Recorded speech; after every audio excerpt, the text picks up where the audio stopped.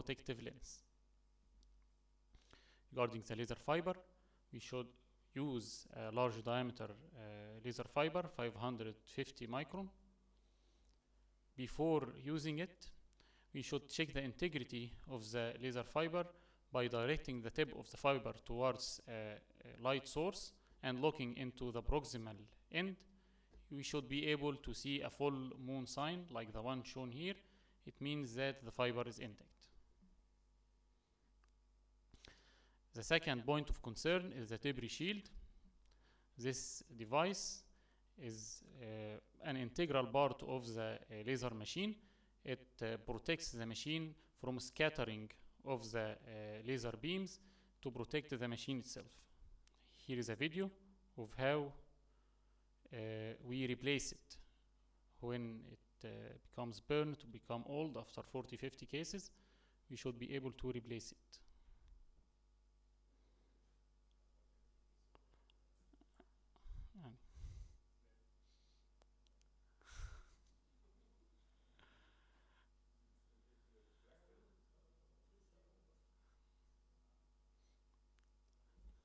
هعيد لك الباقي في الآخر.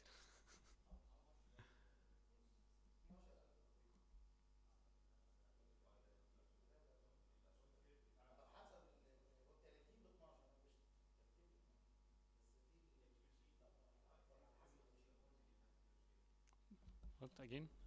I don't hear you.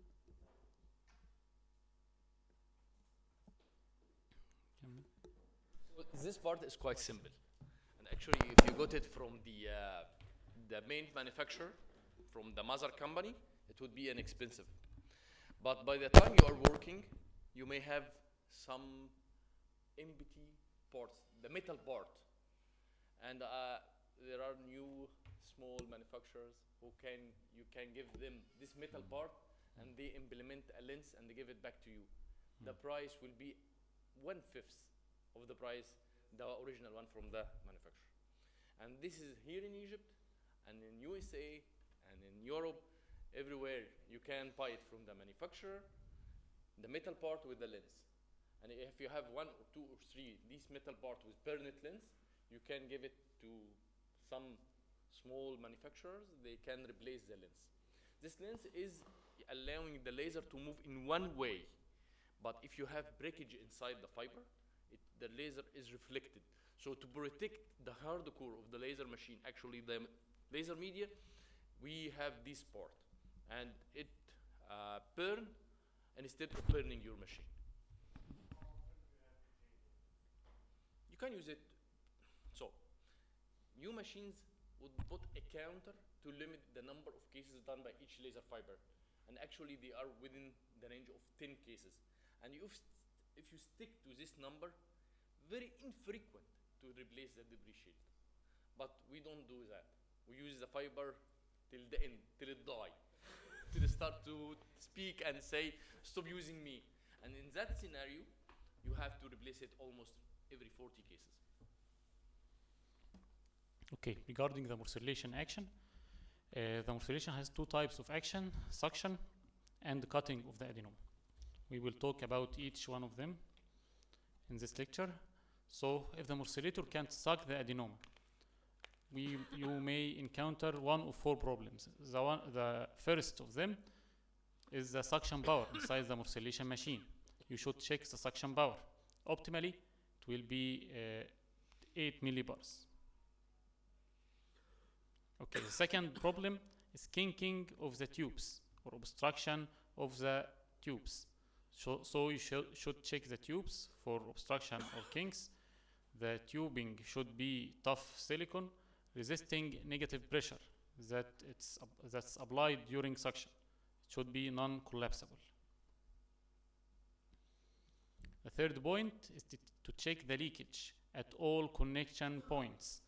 The connection between the tube and the machine, the connection between the tube and the collecting bottle, and the connection between the tube and the morcellation blade. And the last thing is to check blockage of the morcellation blade itself by maybe small stone fragments or whatsoever. You should disassemble the blade, flush by saline or use a brush. I will show you a video of this. Disassembling the morcellator blade.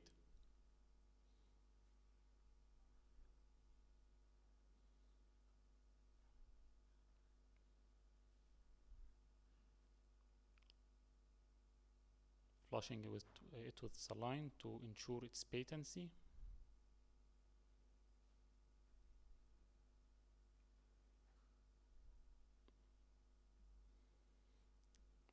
Okay. If the morcellator can't cut the adenoma, there is a problem of the cutting action of the morcellation. There is one of two problems. The first problem is the blade itself. It may be blunt. Maybe after some cases it becomes blunt.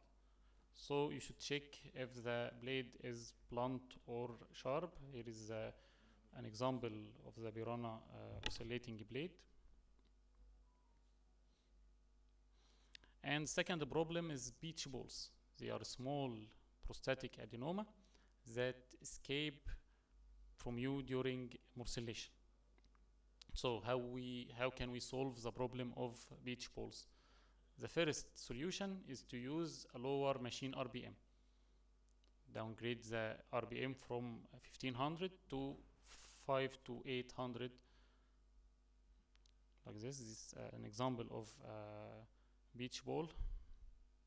It's escaping.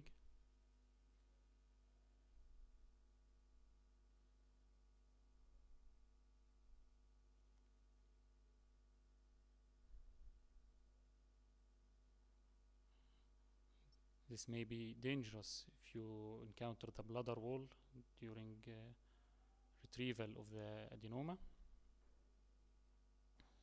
And if you lower the machine RPM, it will be better. Okay, the second solution is to bring it to the prostatic fossa, which is a narrow space, so the adenoma cannot escape. And the third solution, if it's small enough, you can use a crown loop to bring it out. But take care, if it's larger, you may injure or stretch the sphincter during getting it out.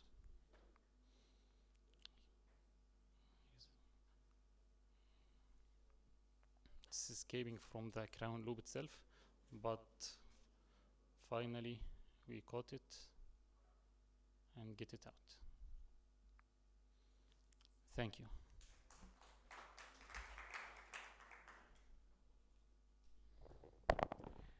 Thank you, Dr. Islam, for this informative lecture. I think this